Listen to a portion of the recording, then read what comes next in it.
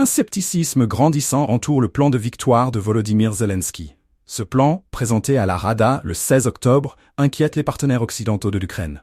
Pourquoi? Parce que pour eux, il est clair qu'une simple livraison d'armes, sans une réforme en profondeur du système de réapprovisionnement et de formation des troupes ukrainiennes, ne suffira pas. Le front risque de rester instable, malgré l'arrivée d'équipements militaires supplémentaires. Et ce n'est pas tout. Des doutes profonds subsistent quant à l'engagement réel de l'OTAN à garantir la sécurité de l'Ukraine à long terme.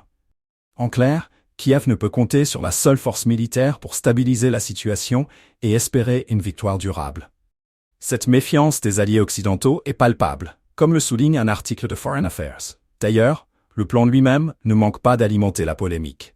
Parmi ces 5 principaux points, on retrouve la volonté de voir l'Ukraine rejoindre l'OTAN, la mise en place d'un programme de dissuasion non nucléaire et la levée des restrictions sur les frappes en profondeur sur le territoire russe avec des armes occidentales. À cela s'ajoute une proposition de remplacer certaines unités américaines présentes en Europe par des troupes ukrainiennes, une initiative que beaucoup jugent aussi audacieuse que risquée. Mais le cœur du débat réside sans doute dans les clauses secrètes de ce plan. Si Zelensky a préféré ne pas s'étendre sur ces annexes, leur existence soulève de nombreuses questions.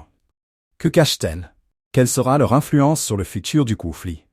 Ces interrogations laissent planer un flou qui inquiète davantage les partenaires de Kiev. Côté russe, la réaction ne s'est pas fait attendre. Dmitri Peskov, porte-parole du Kremlin, a rejeté ce plan du revers de la main.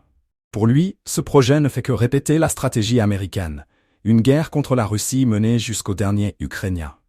Selon Peskov, la seule véritable voie vers la paix pour Kiev serait d'abandonner cette politique qu'il qualifie de futile. Il estime que l'Ukraine doit reconnaître les erreurs qui l'ont plongé dans ce conflit, et en toute lucidité, comprendre qu'aucune victoire ne peut se dessiner sur ces bases. Cette prise de position ne fait qu'aggraver les tensions déjà existantes entre Moscou et Kiev, tout en alimentant les inquiétudes de la communauté internationale. Le plan de victoire semble, pour beaucoup, plus proche d'une escalade que d'une solution pacifique.